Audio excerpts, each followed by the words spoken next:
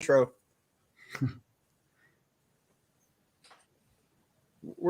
Come on. Is it live? Regular, yeah. It just says scheduled. It doesn't say live yet. Mine says live. Hold on.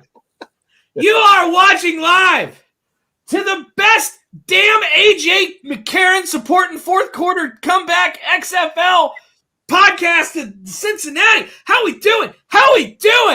Who day? AJ McCarron, the savior before the actual savior. But that's my boy. You're my boy, Blue. Oh my gosh.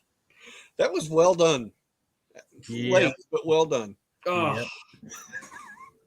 I woke up to a bunch of AJ McCarron stands on the timeline, and it was great. It was wonderful. He still got it. I saw you put that out there. Felt like 2015, didn't it? Right. I hope not. That was terrible. Only at the end. It wasn't good at the beginning either. There was only about 20% of that game that felt good. Welcome back to the. Oh yeah, you're not dead anymore. I'm back. Survived the mid. Headache and fatigue is where it's at right now. That's what I'm struggling with. So get rid of that, and I'll be 100%. All right. Well, we have a little bit of a new format because it is the off season, and there ain't nothing going on for a hot minute until we get some breaking news of contracts or people putting guns in people's faces or whatever else happens this time of year. Shout out. Anywho, what we're going to be doing is kind of looking at the state of different positions that the Bengals currently have. And the way we'll start is who's currently under contract, what are they making, who's up and eligible to be re-signed, and if we have time, what might be some potential options in free agency. I know Greg's really wanting to dive into the draft, but I am a stickler on this, and the draft is after free agency. So I do not want to dive into 20 running backs and have them just bring back Mixon, and then we go, okay, never mind. So just a few weeks. So what we'll do is we're going to start with quarterbacks tonight, and we'll mosey on over to running back. Don't cut.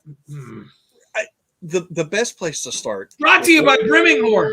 Oh, well, I was going to say the best place to start would be who all's under contract? Our coaching staff. Yes. Entire coaching staff. Greg, you brought that up earlier. Why don't you go ahead and kick us off here? Hey, to quote the Blues Brothers, we're getting the band back together. That's all I care about. The whole band's back together. That's why I'm for taking all my chips. I'm reaching in my freaking deep pocket in here, reaching every chip I got, and I just throw it on that table, and I say to the dude, all in. I'm all in. Greg, has anybody ever called you like the human movie line Rolodex? Because they're all loaded. Yeah. Rock and roll. I couldn't come up with a quote with Tommy Boy for quite some time. I don't know why and all that. It took me a while to watch it, but I got it. Yeah, I try to quote everything, man. There's always a quote that fits in everything, you know? Mm-hmm. Can I get a Lude? What was that? Lude. Hey! That's right. But he deserves a little love. Lou deserves a lot of love for not getting another job. I love it. I feel bad for Lou, but I will take every freaking second of it I can. Yep. No, did you guys know this? Gannon, the defensive coordinator, he was offered more money to go back to the Eagles as their defensive coordinator than the Cardinals offered him to be the head coach, and he still left for the Cardinals job. Did you guys know that? No. Well, you can't ever say that he's chasing money. Yeah, exactly, and all that. You can't say money. To quote a song, you can't say to him, take the money and run, right? We got 2 quotes now. I'm a quote machine today. I can go on and all that, man. Yeah, it went from we're gonna lose. We're gonna lose everybody in the sky was falling. Ludini, I'll call him that. We're gonna lose our wide receivers coach. We're gonna lose pitcher. Callahan. Well, no, we ain't losing nobody. Run it. It's like, you know what it's like? It's like that scene in Toy Story 2 when Buzz and them are about to leave, but then when Woody starts looking at the TV screen, says, "You got a friend in me." He's like, "What am I doing? I'm staying right here." I love it. You got troubles, I got them too. There isn't anything I wouldn't do for you. You stick together, just me and you. Yes, you got a friend in me. Yes, you got a friend in me. Wow. Blues Brothers to Toy Story. What's next? I'm not Doug? mad about it. Yeah. Hey. Yeah. I kind of wish the Bengals would have lost their wide receivers coach. Why? Get Chad? Dad. Oh my God. No. Did you get Chad back? Inside joke. Well, no, Chad did tweet to Zach. Oh. Inside joke. He did tweet to him and all that stuff. So you never know and all that. I would personally love to see Chad come back and coach. I wouldn't be against. I know he tried to coach the Browns receivers one time, but I remember he's like, dude, there's a big difference. Coaching's a lot more work than I thought. I think is what he said. We're about a year into this. Can I reveal our inside joke yet? What is it? Are we allowed to? Oh, I don't have to name a name. I can just kind of give generalities. Yeah, if you want to. Before you do that, though, I'm Greg's hitting like all the soft spots today. Hey, you know what, Zach? You know what I say to Zach right now? Probably not going to show up great on the stream, but look at the shoes I bought today. There you go, man. Oh, your Buzz Lightyear shoes. Oh my God! Yeah, these are great. That is pretty cool. $25. There you go, man. To infinity. And hey, say Tori, you're gonna dress up as Buzz like in the Bengals game and go to infinity and beyond. Oh my gosh, you could. You could be Buzz Lightyear. Could be Yeah, Bengal you Buzz. could be the Bengal Lightyear. We'll call you Bengal Lightyear. Bengal Lightyear. It'd be Bengal. This is your year. Bengal. This is the year. Yes. What else, Matt Schultz? What else did I technically buy? Well, I am technically not a season ticket holder, but I owe, I guess, my third kidney to Matt right now since he extended part of his season tickets and said, "Pay me money." And he So made you're the joke. paying money, and you're going to have a ticket to every game, right? Yeah. Then you're a season ticket holder. Yeah, and I just got to get a parking pass, which I'm not sure how that works, but we're going to figure it out. I'm sure there's going to be favors involved. Matt just hasn't told you what they are yet. Yeah. Listen, he's not going to let me forget it because he called me today, and I answered on the first ring because I was looking at my phone. He goes, "Oh, you're going to answer now because you're on the hook, huh?" And I said, "Damn straight." Yeah, use the loophole. That's right. It's all right. It works. But yeah, so continuity. You were talking about it. You were talking about it before the show. You don't have to implement anything. Right. And since I'm so far removed at this point, I don't really care if people know who I am. I coached for 3 different high schools in Cincinnati. I was at Reading High School for about 7 minutes, it seemed like. Coach brought me on, and I was just going to be the equipment manager, and he was there for maybe a year or two. And, there was a lot of stuff that was still being overhauled. We were implementing it sounds dumb, but this is kind of the stuff, especially with high school.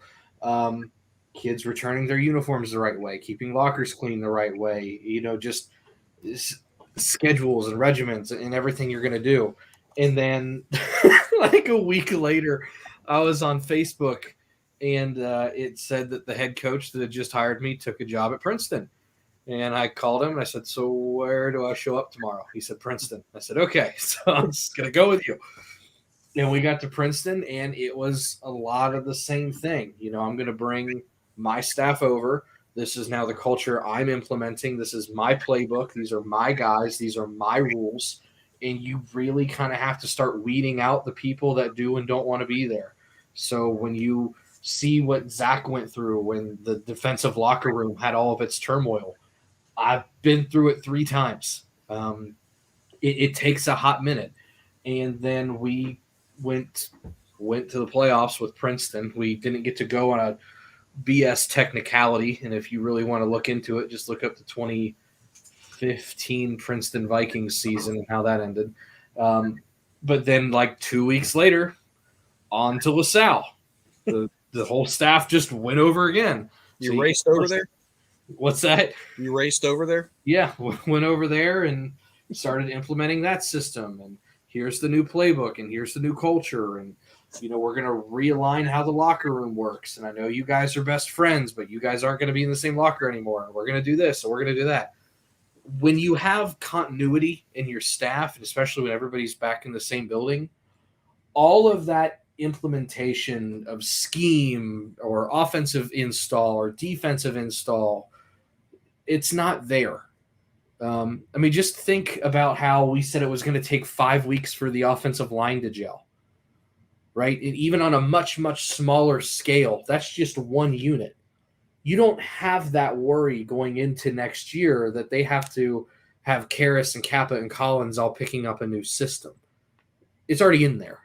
That learning process of starting over doesn't have to happen. So when you keep your coaches, you keep all three coordinators, your head coach, all of your position coaches, there's no relearning anything. Yeah, there's going to be adjustments in your playbook and adjustments in your scheme. And, we're not going to approach things this way next year, or maybe we're going to have a little bit different philosophy in these situations. But that's one conversation you have to have maybe a couple times in the offseason, as opposed to think of when Volson comes in. You don't have 53 guys starting over on the offensive line like Volson would. Mm-hmm. You've just got your rookie class, and now I've got, between practice squad, veterans, and whoever the rookie class last year, I've got 60, 70 guys that already know it and can help teach it. There's so much to be said for continuity. It's no surprise that Joe Burrow and T. Higgins and Tyler Boyd and Jamar Chase picked right up where they left off. They didn't have to relearn it again. Yep. That's why the expectation is the same, because you're just copy and paste. Mm-hmm. Hey, you know what I'm going to do? I would stand on a desk right now, but I can't. I would just flat out, if I'm all the players, I just stand on the desk and say to Zach, "Oh, Captain, my captain." Oh, yes. Dead Poet Society. Another one. Talk it up. I'm just getting started. But yeah, the terminology, you don't have to learn that again. You don't have to learn terminology. You don't have to learn scheme. Yeah. All the motions that you talk about, chemistry and timing, you just layer and build on it. You don't have to set foundations anymore. Right. Yeah. I like it. Poor Chop is scratching his head right now. Go ahead and say the inside. Well, that has nothing to do with the inside joke, and I can't name names, so it's not going to be much of a joke. My next door neighbor is a former college head football coach and a former wide receivers coach in the NFL. So when we talk about knowing somebody maybe that knows a little bit about football, he's a very interesting guy to talk to. Yeah, when I talk about having, a couple guys that played in the league or coached in the league that mentored me, he's definitely one of those guys. Very successful track record. So it's fun to poke his brain every once in a while. Yeah, he'll send me a text message the day after a Bengal game, whether it was a. Uh-oh. He asked me, "What did you see?" And then I'll tell him what I saw. You froze, Dad. Am I froze? You were. All we got was he would send me a text message. He would send me a text message, and all it would say is, "What did you see?"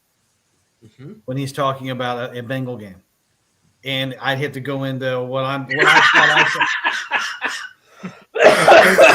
thought. Poor Chop. I love you, man. That's awesome. Poor Chop, you the man, bro. But it's interesting to talk to him for. He could talk for 20 minutes on one play, and he could tell you why that play failed or why it succeeded, and he will go down the line and talk about every player. He's not even a Bengal fan. He doesn't care about the Bengals at all. It just happens to be on TV, and he'll say, on that one play, here's why this happened, or here's why it didn't happen. It's just unreal to talk to him, and just that level and depth of what he can go into. Yep. It's pretty cool. And he said I wasn't dumb. I'll take that one to the bank.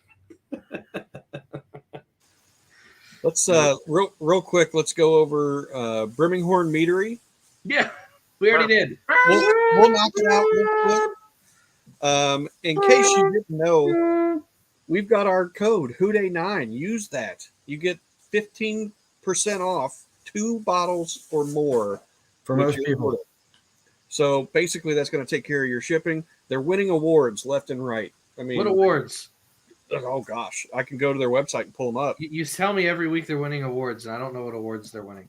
Well, I see one right there. Yeah, there's a That's a gold medal for the Olympics. that's a chalice from Hercules, right?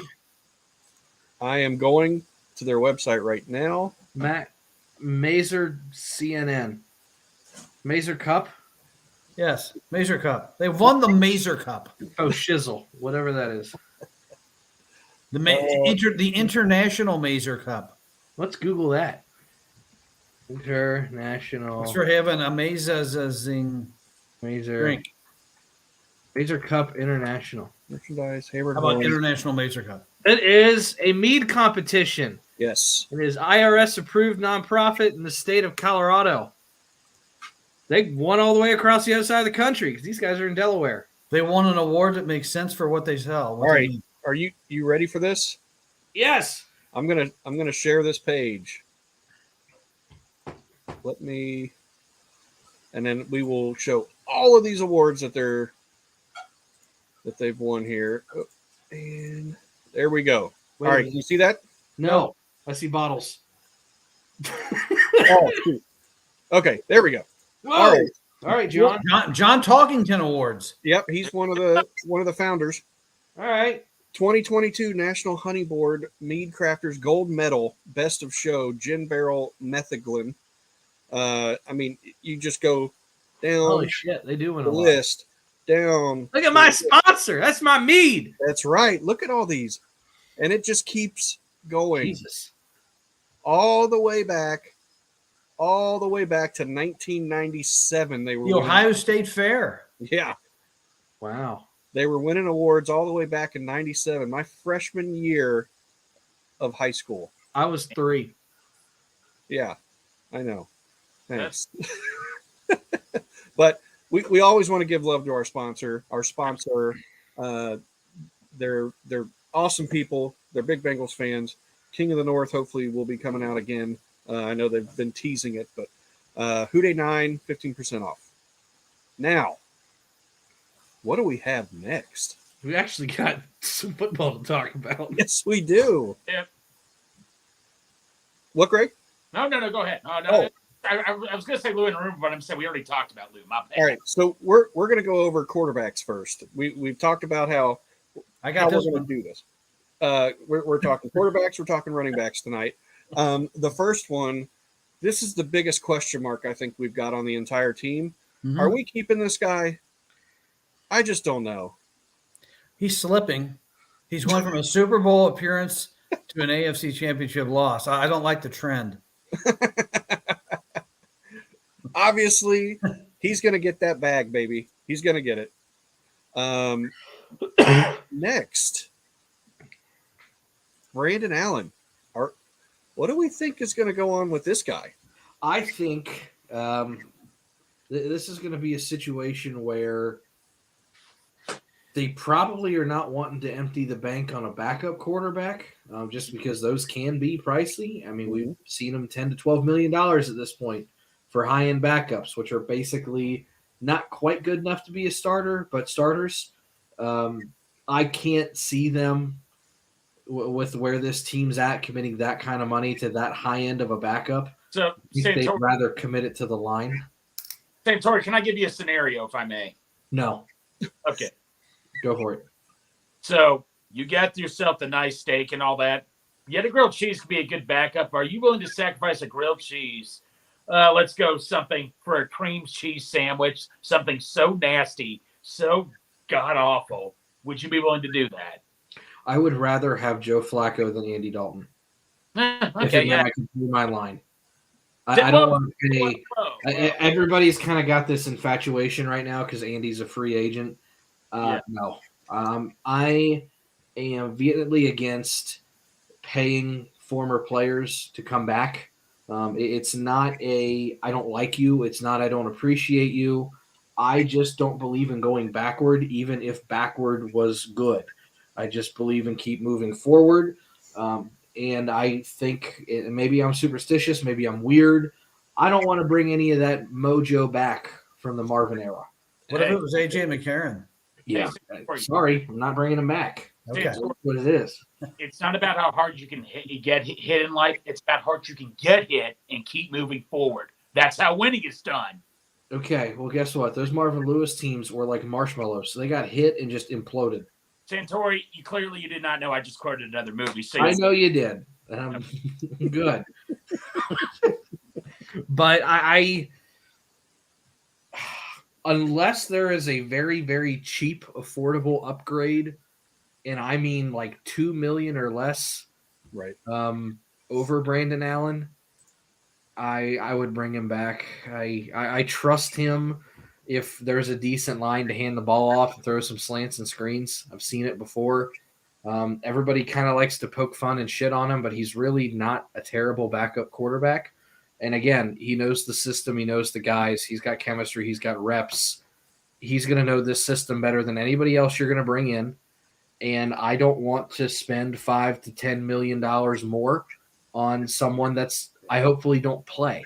Well, I can't believe AJ McCarron's in the XFL. I wanted him back up because here's the thing. Callahan knew him in Oakland when he was I believe the quarterback's coach there. He knew him in Oakland. I would be all for getting AJ McCarron back as a backup. I can't believe no other team offered him a backup job in the NFL. I was actually shocked by that because he's great. He's a great leader. He's a great game manager. I never thought he was a better starter than Dalton, but I seriously am shocked that nobody would take him as a backup. There's something to him not having a gig in the NFL because he's too good to not at least be a backup somewhere. Yeah. Maybe that's he doesn't want to be a backup. Maybe, it's a thing with his family where he only wants to be in certain places. I don't know. Yeah. But there's something there. And it's probably regarding him because he's far too talented to not be on an NFL roster. I'm not going to pound my fist and say he should be the starter anywhere. But to say that he can't be a backup somewhere when we've got guys that are just like fucking Josh Johnson coming in games at this point, come on, you can't tell me he's not better than that guy. We can all agree Paxton Lynch has not proven he can't even play. Yes, I think Paxton Lynch is done. He might be one of the worst busts in NFL history that nobody talks about. Were you sold on Paxton Lynch, Santori, be honest? No, I had a 5th round grade on him, and he went and Who was that other guy we had on the roster temporarily? He was that dude who came out of Penn State. Then he was with the Jets in the 2nd round. Zuckerberg. He had a weird Hackberg. Yes. He was. Oh my God, that dude was a bust. Yeah, but I would keep Allen until something better comes along. When he made 1.5 this past year, he's not going to make much more than that. No, I really don't want to pay anybody 5 or 6 either. Right. Yeah. At that point, I'm cutting Boyd to pay a backup quarterback, and I'd rather have Tyler Boyd. Yeah. So move on. Yep. There's only one other quarterback. He's on the practice squad. Would you consider Jake Browning over Brandon Allen? If he knew the system well, I give him a shot. He played well in preseason last year, I thought. It might be one of those things where in the next year or two, when they're just done with Allen and he's a corpse of himself, if Browning is still okay, because he's got a live arm and he's mobile. I mean, he can be fun. He's one of those preseason heroes. I liked him in Washington, honestly. I mean, he made John Ross work, and that's the last quarterback to make John Ross work. There's something there, obviously. I'd keep him around in the preseason. I would not really expend a whole lot of money, resources, time on trying to upgrade that quarterback room. I think it's pretty fine what they've got. I wouldn't touch anything with what they're doing. I like the fact that if Burrow goes down, I mean, the chances of us winning have dropped dramatically. But but I think Brandon Allen in a pinch can maybe get you something for a game or two because he doesn't have to learn the system. He's been in the system longer than Joe Burrow has. So I like when I've got a quarterback that maybe they don't have to dial that playbook back by 75%. I think they still trust him to use a pretty high percentage of that playbook. Browning was fun to watch in preseason. He surprised me. He does have a strong arm, but I think he would probably be a pick machine in the NFL because I think he's pretty gung ho with the ball. Let's say, and I think he would throw it around too much. Yeah, I think I echo everybody's sentiments here. I think you don't want to pay a bunch of money, especially when we know what's coming up, all the money we got to shell out. So if you got somebody who knows the system, it's probably smart to just go ahead and hang on to them, I'd say. Next, it's not quarterbacks. We're on running backs. Start with the one guy on the roster. There's one guy that's technically on the roster right now. Captain America, Chris Evans. Oh, my God. The last time we saw him, he was scoring a touchdown against the Chiefs. Yes. Right. I'm just going to say this right He's now. got the strongest triceps Yeah. in the NFL. Yeah, I'm just going to say this right now. I can't do that right now. I got a wall here. We can do it with one. Yeah. I'm just going to cut to the chase. I'm ready to start all over at running back. I mean, nothing, and P. Ryan I may consider, but I mean, you have so many options out there, not just the draft, but in free agency. Honest to God, I would just start from scratch and saves you a lot of money too. I know that's a risky move to make, but that's honestly what I'm almost willing to do. I don't think I would get rid of Travion. I think he did a really, really good job returning kicks. I know you can get a better kick returner, and if they can get themselves in a position that they can find a position player that can also be a fantastic kick returner, maybe you do something.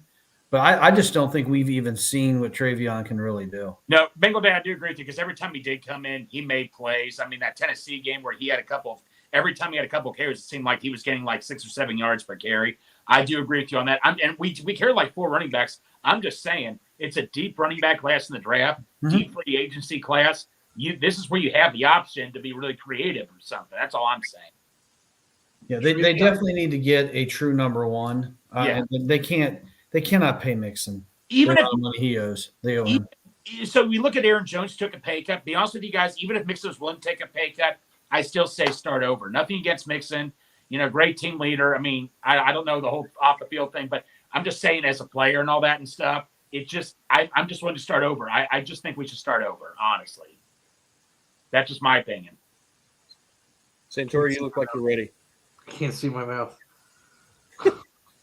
Okay. Corey, you look like what's his name from the movie when he's looking up at the camera and all that and stuff. What was that? Bates Motel. You look like Norman Bates when he looks up and smiles at the end. Thanks, Greg. I appreciate it. Oh, no problem. You look at all that too. Say. I could. So does anybody think they should keep Mixon in a restructured contract? No. How restructured is let's say that they go down to him. It's the one that I proposed to you. How about $3 million a year? Ooh, 3? Sure. Absolutely. Would you? Okay. Yes, $3 million. That's a steal, I think. But would you rather have Mixon at $3 million a year, or another running back that can actually make people miss again?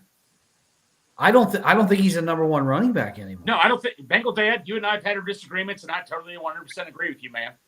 I think they can do so much better with that position, regardless of what they pay Mixon, if you have the right player in that spot. And it would do nothing but enhance Joe Burrow and the play action fake. And he can't block. I'm sorry. He doesn't block well, and other than screen passes, he looks old to me. Yeah, Bengal Dad. Thank you. I could write a book on running backs. I'll keep it as short and sweet as I can. Mixon's lost a step. He doesn't make people miss. He doesn't block well. Nope. I believe he set the Bengals running back record for receptions this year. Say that. Yeah. There still is value there. But I can throw dump-off passes to anybody, and it doesn't cost $13 million to do that. Right. You can't tell me that he was making plays out of the backfield that P. Ryan couldn't, or that Travion couldn't, or if Chris Evans, whatever he needs to figure out, couldn't. There's nothing that Joe Mixon did last year that I couldn't easily upgrade with for somebody who makes literally a 12th of the money. Right. So it's not a matter of production, because he was moderately productive. He had over 1,000 scrimmage yards. I think he had over 10 touchdowns. He had almost 1,300 total yards. Yeah, I mean that those are good numbers. The issue is, sorry. Does he want to keep Mixon? Does the dog want to keep Mixon, Walter? Walter. No. Jesus Christ. You need to look at production per dollars, and it's not there. Yeah. It's just not there. I'm just looking at he is a weaker link. I'm not going to say the weakest, but he's a weaker link in this offense that we keep hearing is so potent. I don't think he scares defenses. No, I don't think so either. He's not a home run threat. Besides the Carolina game, guys, can we really think of one game that Mixon really did well? I'm trying to remember. Maybe I could easily be wrong. Besides that Carolina game, I really can't remember. He ran well against Buffalo. He did. You're right. He did do good against Buffalo. I'll give him that. He ran well against the team that couldn't. He ran well against the team that had no footing in an ice storm. Yeah, I mean, he didn't do anything against the Chiefs. No, that's what I'm saying. And when you got Joe Burrow and his line is not blocking for him, you've got to have an outlet. You've got to have somebody you can count on to take the pressure off of you, and they don't have that right now. He's not the guy to do that. No, he's not. He ran well against Cleveland. The other thing, out. You guys noticed? Do we really miss? I mean, look, I'm not trying to be mean, but when Mixon was out against Pittsburgh, against Tennessee, against pretty decent defenses, we did fine just without him and all that. Is like I said, when DJ Reader got hurt, everybody noticed our defense was horrible. We needed DJ Reader, but when Mixon was out, we still did perfectly fine. Yeah, they need to have a running back that is again, maybe it's because it's fresh. Yeah. The forgot his name, number 10 for Kansas City. Pacheco. The way he runs the ball, he runs violently. He scares me when he gets the ball, because all it takes is one missed tackle, and that guy can really go. And you're not going to catch him if he breaks away. There's other players. There's other backs like that. I'd like to see the Bengals get somebody that runs a little more angry. The other thing that, and I love that you mentioned Pacheco, is a 7th-round pick. Right. You can get those guys out of small schools. You can get them. Well, Santori, you and I were talking. What is the ingredients? Why don't you tell the viewers here? What is the ingredients the Bengals looking for in a running back? Like you and I. Well, it's just funny you bring that up. Again, I said I could write a book on this, so I'm going to keep it short. Where is the text I sent you, Greg? I don't know. I'm on my phone right now, man, so I can't do it. He asked me what I look for in a running back. Yeah, you wrote me like a 3-paragraph.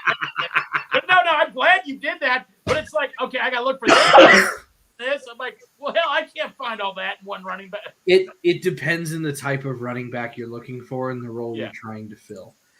If you're looking for a bona fide number one who's going to get 200-plus carries a year, I need someone who's going to run, and this is something I always point out, and I can't wait till more people start pointing it out. You need to find people that run with their pad level parallel to the line of scrimmage. The guy that was an absolute clinic on constantly keeping his pads parallel was Marshawn Lynch. I mean, he only weighed like 205, 210. He was not a big guy. For as much as he was considered a strong power back, he wasn't very big. Guys like Nick Chubb, they're always square to the line. Guys like Steven Jackson, shoulders are always square. It's the guys that when you hit them, they just kind of move sideways a little bit. They run with heavy feet. They have all cleats in the ground at the same time. Their hips, their feet, their shoulder, their head, everything is constantly moving in the same direction. When you've got backs that, their feet and their hips start getting out of whack and they're trying to juke people in the backfield, that stuff's all fun and well and dandy and exciting, but you lose your center of gravity and stability when you do that. I'm looking for guys, and maybe it's a little bit more old school, but these are the guys that last, and these are the guys that are really, really hard to bring down. Guys like Dearness Johnson, guys that keep their shoulders square, guys that keep everything moving the same way. And just to throw a parallel to that, if you ever watch quarterback film from like Dan Orlovsky or TJ O'Sullivan, they point out the same thing with Joe Burrow every time. His feet, his hips, his shoulders, his hands, everything is always in the same direction no matter where he's moving. Everything's aligned. You've got to have solid alignment, and it's typically got to be parallel with the line. And I know it sounds dumb because there's stretch plays, but think of guys like Cedric Benson. They were just always steady, steady, steady. When they needed to make a cut, they did. But did the first guy ever bring any of those people down that I mentioned? It's all the same style of running. You look for a style.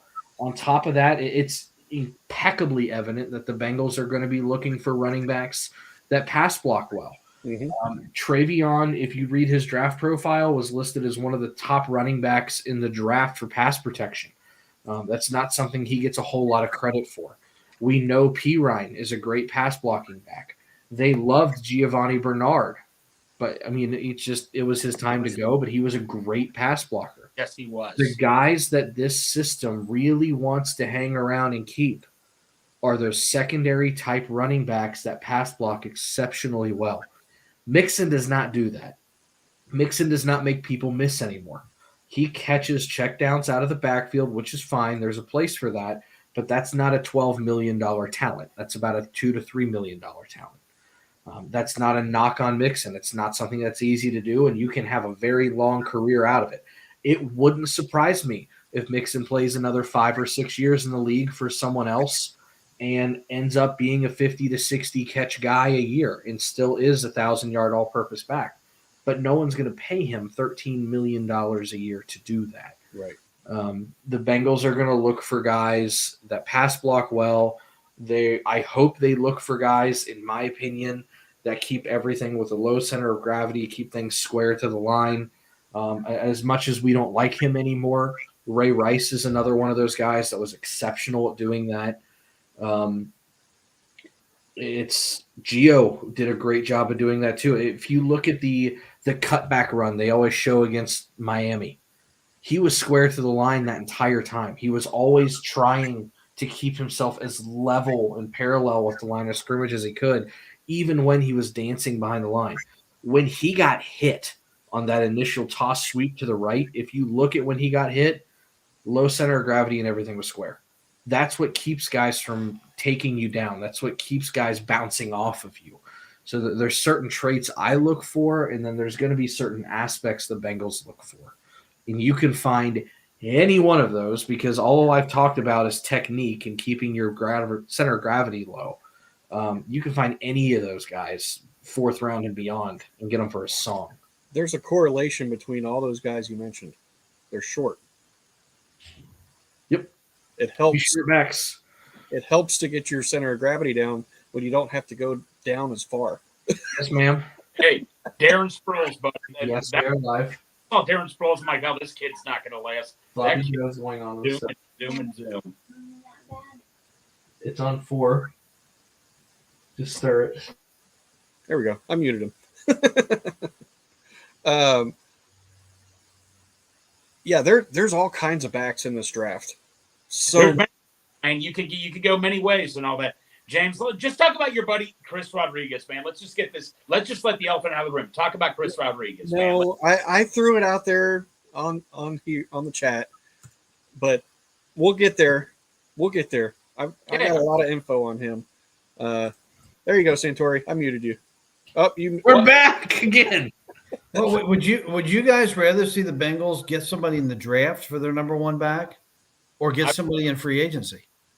No. Bengal Dad, I'd be open to anything. If they signed a free agent draft, I don't even care if they drafted 2 running backs, to be quite honest. I was just, while you guys were rambling, I just went over to YouTube and was just watching Dearness Johnson. He was doing, as you kept saying, the best running backs square their shoulders. And every time you were saying that, I saw him like going to the left or the right, and all of a sudden he squared it and then he burst. That guy is a really good running back. Oh, yeah. I know who you're going to say. KD? Kenyon Drake? No. That's who you were talking to me about. I am okay with Kenyon Drake, but I want to yell at my dad for a minute. I don't want a number one back. I want a committee of 2 to 3, 3 to 4. I get that. You got to have one that's the best. I don't. That's my theory. They'll separate. Santori.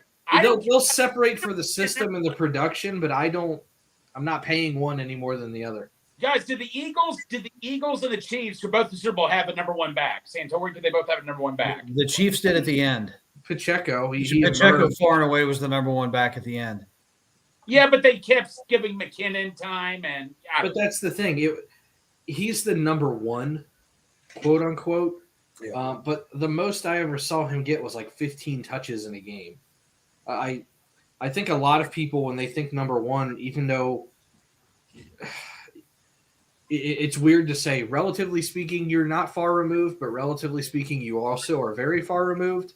We're still got some people that think number one backs need to have 25 to 30 carries a game. No, that is the days of the Corey Dillons and Rudy Johnsons are gone. Your number one back, if we want to go that route, maybe 15 touches combined between rushes and receiving. I'll give him 10 carries, 5 receptions, 5 carries, 10 receptions, whatever. But that's also why I don't want to pay him a whole lot. If I've got 70 plays I can run on offense, I don't want a running back getting a third of those touches. Because anytime the running back touches the ball, most of the time you're looking anywhere from 3 to 5 yards. Anytime a receiver touches the ball, you're looking 10 to 20. Call it what it is. The average is about 12 to 13 yards of reception in the NFL. I do not want to exhaust my offense on running backs. That's why I don't want to pay them. I understand you need them. They're a necessary evil. They are a change-up. They are a great change of pace. But if any one of them, because I just treat them as receivers out of the backfield that can kind of run.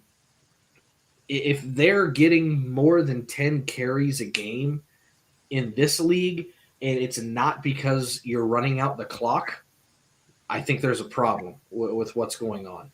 If you get 10 carries in the fourth quarter, so be it. Yeah, I get it. If you're really up and you're really draining the clock, great. But if I have a premier back and he's gotten more than 10 carries going into the fourth quarter, there is a serious problem with what's going on with your play calling. Santori, I want to bring up a stat here. Goes along with exactly what you're talking about. Kind of bursts what you're talking about in a way. Go for it. All of mine is philosophy. There is only one team that had – here, let me just pull it up here. Because me saying it is going to be horrible, and you can just read it. So you were talking about that number, a third. You don't want your running backs to have a third of the carry or a third of the touches. Right. Well, if you look at this is pass play percentage. So you take the difference, and that's run play percentage.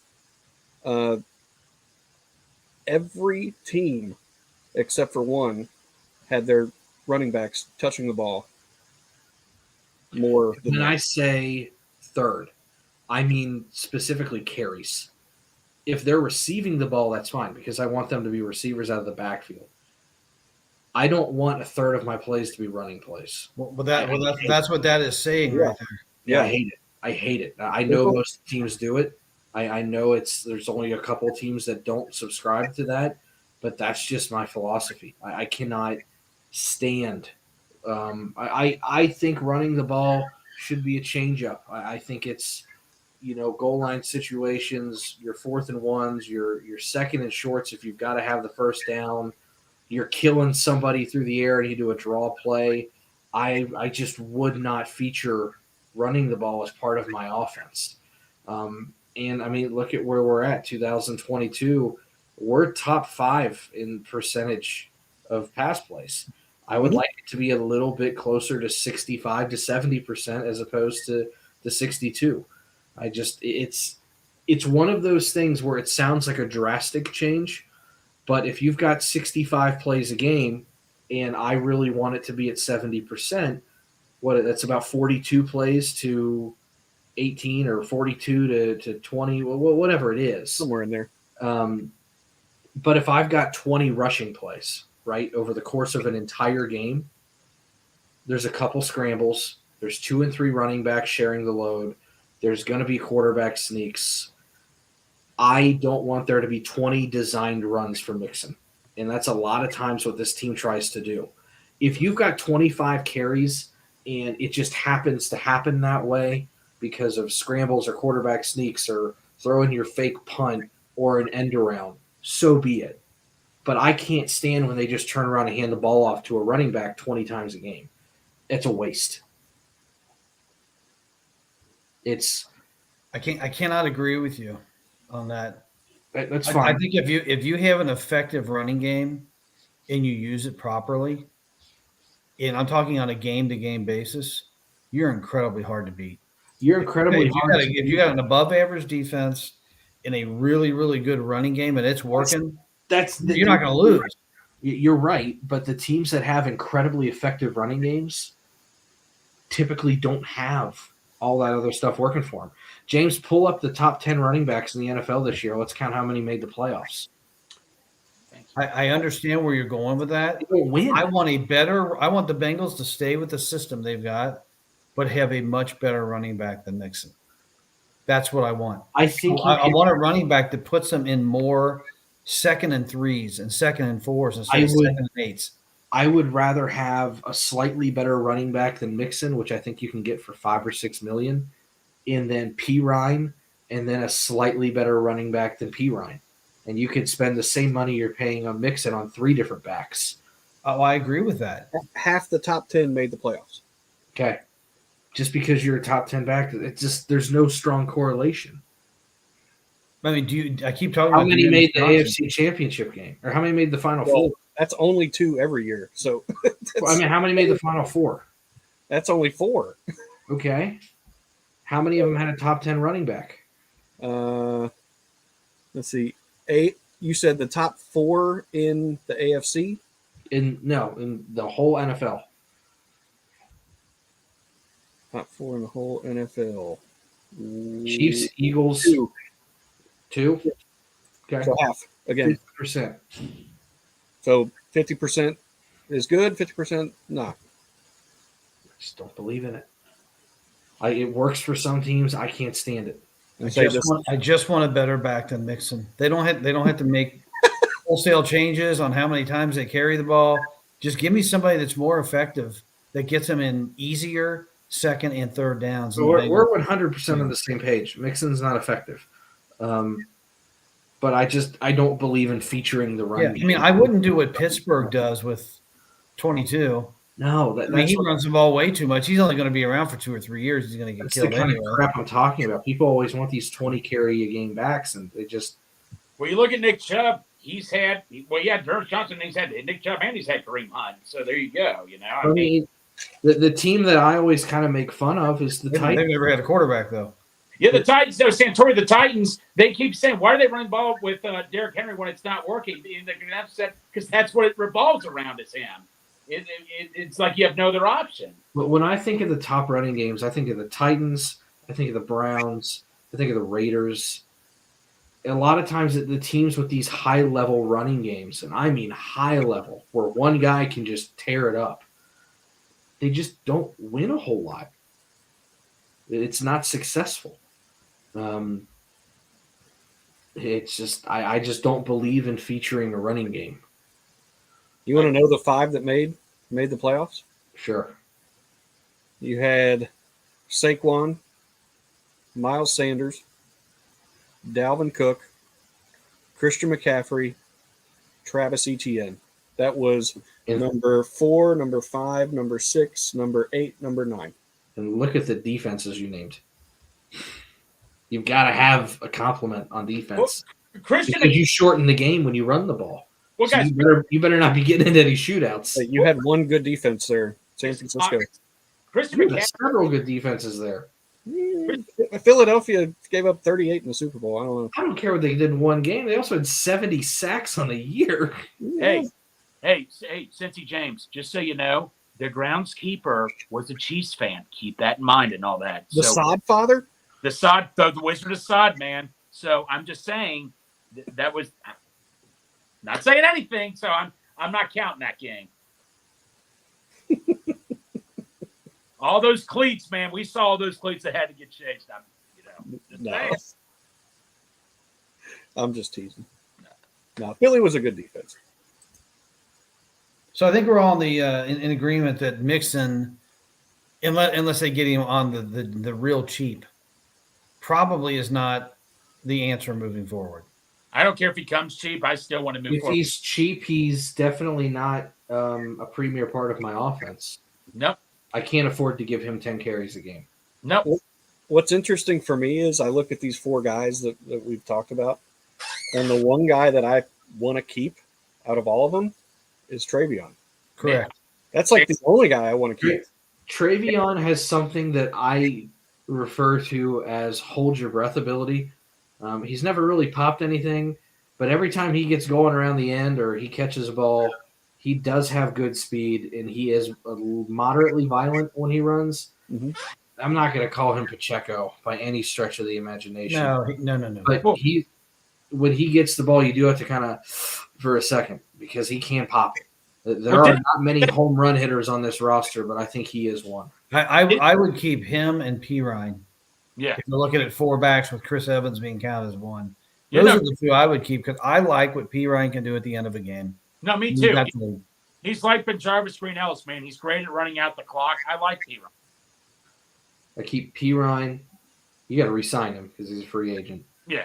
And he's not going to cost you anything. Nobody's going to back up the truck for Samaje. Yeah. That's not a knock on him. It's just a production versus age thing. He made 1.65 last year. I'd give him 3 or 4 this year. Yeah. I'm fine. That doesn't bother me. You'd have about 5 or so wrapped up in him and Travion total. Yep. I'd keep him. I'd keep Travion. I would sign someone off the freaking schneid, like a Kenyon Drake, who's not going to cost you anything. And I would draft someone late and just say, these are my 4. I'm going to activate 3 of you a game, and we're going to figure out who it is during the week. Mm-hmm. And whoever is the main guy, you can anticipate getting 10 carries a game. Your other guys, I can anticipate getting you 10 targets a game passing the ball, and all of you got to block. Because if one of you can't figure out how to pass block, you will never see the field. It would be nice to have 3 running backs in a rotation that actually play. Because Travion never would have touched the ball if they didn't make him a kick returner. Right. That's all we ever got to see him do. It's because they've got so much invested in Joe Mixon. If you don't have Joe Mixon, Travion might be the starter. Is it that, or is it Zach Taylor's philosophy? I don't know. I don't know which it is. That's a genuine question.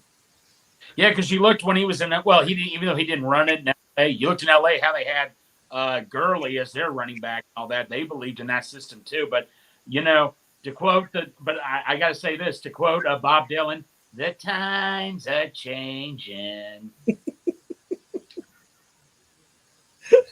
Yep. What do you got, Santori? You're thinking. Greg said crap, I know. I just have a vastly different philosophy on how running back should be used. I think they should be wide receivers that can block and occasionally take a handoff. Yep. I think if you really build your offensive line the correct way, you could find a Deebo Samuel type of player late. I'm not saying they're all going to be Deebo. I mean, he's a freak. But most of those slot receivers have running back in their background. Someone could take a carry. I don't believe in feature backs. I don't believe in running the ball with one guy more than, like I said, 10 carries a game. I just think there's better use of plays. I understand running the ball, but I don't believe in one guy running the ball. I agree with that. I think there's better use of roster spots. I think there's better use of play calling. I have no problem agreeing with that. Cool. We got a lot of information out today. Lots. Including, we're still up in the air on this guy. No, here, let's go around. When do we think Burrow will be signed? You know what? I'm going to gamble right now. I think he might get signed before free agency starts. I honestly do. James? I think if they want to be able to have a good plan going forward, they go ahead and knock it out quick. But when do you think it'll happen? Before free agency, I'm with you. Santori? Judging by when most quarterback extensions are announced, I would say late July, early August. I think they probably have a feel of what the signing bonus cash is already going to be. I think the rest of it is probably structure and some little stuff here and there that just takes time. They've probably been saving for a few years. They know it's going to be a big hit. The hit is not going to affect their salary cap this year. So it wouldn't surprise me if it's sometime in July or August and they just go out and have fun in free agency. I don't think it needs to be done anytime soon. What about Jalen Hurts? Does that scare? Because I heard they could have a deal in place right before the combine starts. If they want to. I mean, there's no textbook on how this stuff's supposed to be done. If they already know and have had conversations with Joe, go ahead and get your guys. I mean, it's not like Joe's going anywhere. Right. Bengal Dad? I think if I was running the show, I would get him under contract before free agency, so I knew what I had to work with. And I probably would also make an attempt to get T under contract before free agency. Agree. I would probably do that as long as it didn't. You're not going to just don't do anything that's going to hurt your money the way it. I don't understand how the cap really works. But if signing him in July is the same as signing him in March, I would sign him earlier than anything, and I would send the message to the rest, to the NFL, and more importantly to the fans of Cincinnati. We're here to win. We're not going to dick around with this. Well, That's what I would do, and then I'd know how much money I have left to work with. Get it done before any other quarterback gets signed. Yes. Yeah, don't let somebody set the market in a dumb way and stop all the conversation about T. Higgins and just cut through the minutia and get it done. If it's as here's been my philosophy in management my whole life. If it's imminent, it should be immediate. There's no reason to ever drag your feet. If you know you're going to do it anyway, get it done. There's nothing to be gained by waiting. I agree. Thank you, Bengal Dad. Bengal Dad, man, I think this is a rare episode. You and I agree, man. Maybe you and I should hang out sometime. Midwest barbecue. Yeah, Midwest, but just don't bring Shiesty with you. That's all. You don't need to bring him with you. Shiesty like to eat a few of your wings. Yeah, okay. I'll give him some Uno wings. Speaking of wings, Santori, I thought we were going to be done. Yeah. Aren't you eating? Food's almost done. Yeah, that's what Ashley was coming in here and yelling at me about. Nice. Wait, Bengal Dad. How did you know I like Midwest? What information, evidence do I have that I like Midwest? I have no idea. Okay. I have no idea. Okay, I'm just making sure of that. For some reason, people keep bringing that up with me. I don't get it, but whatever. All good in the hood. Yeah, man, good episode. So next week, what? Can I? I'd like to have one more thing. I'd like to add to the jumbotron. If I'm the defense, I would love to see this on the jumbotron with being the defense, like on a big third down. You show Gandalf on the jumbotron saying, "You shall not pass." Nerd. I love it. You want that more than this guy? You don't want this guy on there all the time? Well, no, that's cool too. No offense, Mr. Third Down guy. No, Don't Mark. talk shit about Mark. No offense to you, but Mark, you have to admit that'd be pretty. You should dress up as Gandalf, Mark, and do that. That's what you should do, I'm Mark. getting there. Let's come to a compromise. Yeah, get the beard lock, Yeah. the red beard. There we go. I got more gray in there though. Yeah, all right. There we go. We'll work something out here. Maybe Cap can do it. Who knows? What positions are we going to talk about next week? Are we going to go wide receiver and tight end? Makes What do we sense. Yep. Just stick to the offense. Yep, I agree with that. Like I said, it's just philosophy is all it is. And I've been a part of some really, really good teams. And like I said, when I coached in high school, that I was screaming to run the ball every single play. If the And you guys did. Yeah. If especially your quarterback. Yeah. If the makeup and identity of the team works for that, sure. But typically, if that's going to be the makeup and identity of your team, you need to have a quarterback that can follow suit and a defense that can shut it down, because you're going to limit possessions for you and the other team. If I've got a quarterback like Joe Burrow and a bend but don't break defense, I need to score. Like now. Mm-hmm. I can't. I'm not going to shorten the game. I'm not going to put myself into a bunch of 3rd and 5s and 3rd and 2s. I want to do what my dad always preaches. And it was one of those things that it didn't even occur to me until after I was done coaching. Get first downs on 2nd down. You don't do that running the ball. You just don't. You typically don't get 10 yards every 2 plays running the ball. Yeah. If you're one of the top ones, sure, and you're going to decimate your clock doing it. You're going to take 2 and 3 of your own possessions away. And most teams score 30% of the time.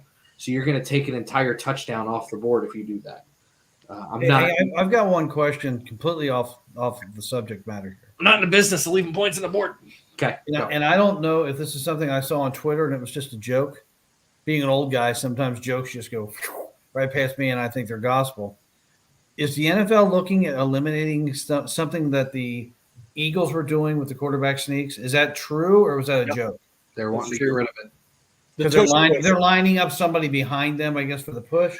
Is that what it is? So that's actually illegal in several leagues. The NFL's would be the last one. It used to be illegal in the NFL. Yeah, you used to not be able to do those that. Things where it kind of made me roll my eyes of just get better and stop it. But ask a lot of Texas fans about that 05 Rose Bowl with Reggie Bush getting pushed in, and they're going to bitch about it. Mm-hmm. It's not a new thing. It's illegal in a lot of high school leagues. It's illegal in college. It used to be illegal in the NFL. I understand why, because that is a pile that's not really going anywhere, and someone's coming in like a battering ram. You're going to get people hurt that way. Yeah. And you don't hear me vouch you're going to get people hurt that way too often. I do put player safety above everything. Sometimes I think we go a little extreme with it. But guys getting stood up in a pile and then getting popped, that's how you get really nasty injuries. Who was the receiver for the Packers? Danny Trevathan came in and just absolutely destroyed. I think it was Devontae Adams. He got stood up in a Bears-Packers game like 3 years ago, and Trevathan came in like a missile and went helmet to helmet. I thought he about killed Devontae Adams. I know that's a vastly different situation than what we're talking about, but it's still a pile and someone coming in and just pushing. I mean, Dad, your big thing is you can't stand when Joe Burrow sneaks the ball because you're worried that he's going to get a twisted ankle or fall on his knee the wrong way. Now you're adding someone ramming into Joe's back into that scenario. Yeah, I don't like that at all. I mean, that obviously the Eagles did that incredibly successfully. They did it successfully because of the way their linemen went low. They went full submarine block across the line. I would be willing to outlaw that because that's putting your head straight into the ground. And that's just getting lower than the other man, I guess. But, I mean, ask David Pollock about putting his head straight into the ground on someone. It doesn't go well. Ask Ryan Shazier. It doesn't go well. I know the angle's down as opposed to a 180, but that's the kind of stuff that breaks necks. And that push from behind is the stuff that causes spines to get hit the wrong way or an ankle to get rolled up on Patrick Mahomes. And here's the other thing, and this is where I do side with the NFL.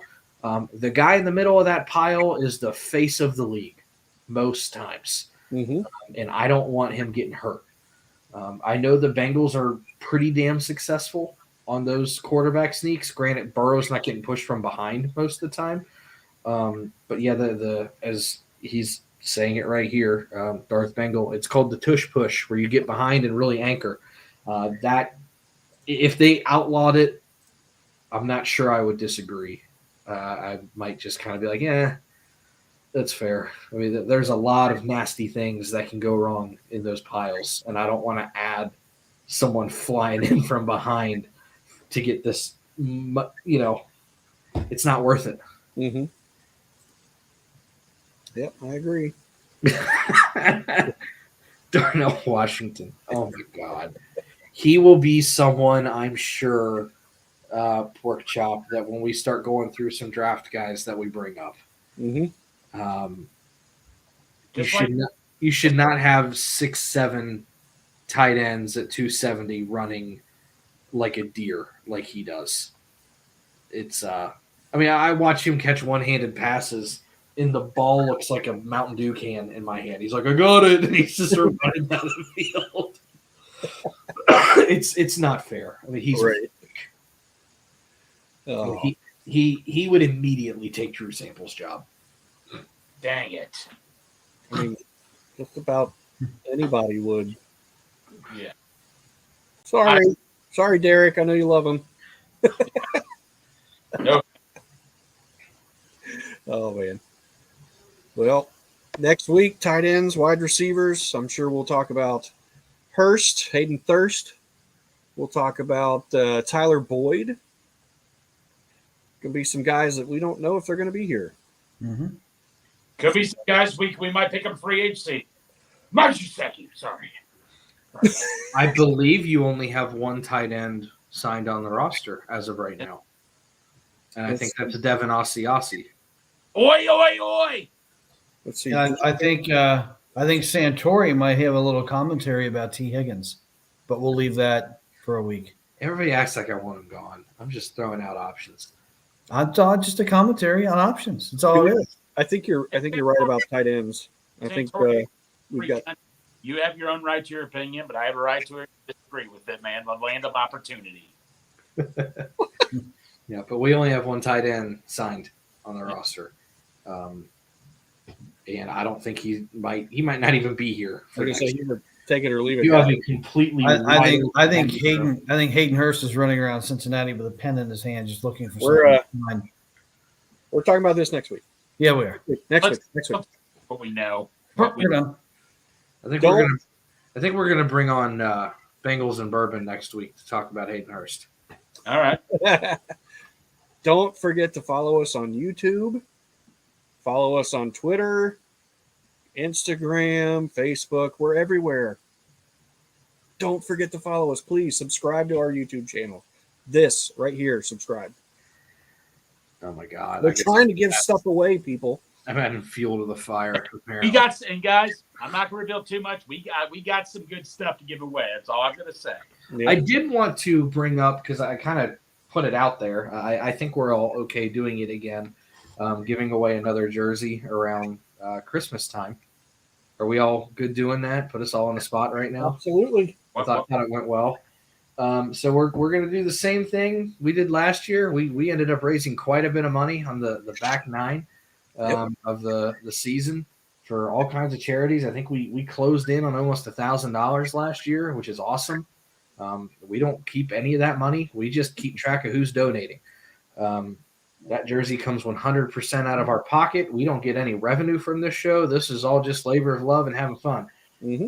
But if you donate minimum of $10 to any charity throughout the course of the year, tag me, Greg, Cincy James, probably not Bengal Dad because he won't see it. Tag the show, send us a DM, whatever. Wow. Well, come on. You don't even answer our group chat half the time. Not that I don't see it. Boom, boom. But tag tag any of us in a receipt for $10 or more, and you'll be instantly put into the drawing for a jersey. Last year we raised nearly $1,000, and I think there were like 103 entries. I know that math doesn't necessarily add up, but there were quite a few people donating a couple $100 a pop. There were times that we put people in. If there's a time of need for a family, I won't even worry about if you donated, just helping spread the word out. Like the Uvalde situation last year, we posted for a family out in West Virginia this week that if you just share it, I'll put your name into the donation. We really just want to make sure people are looking out for their own community.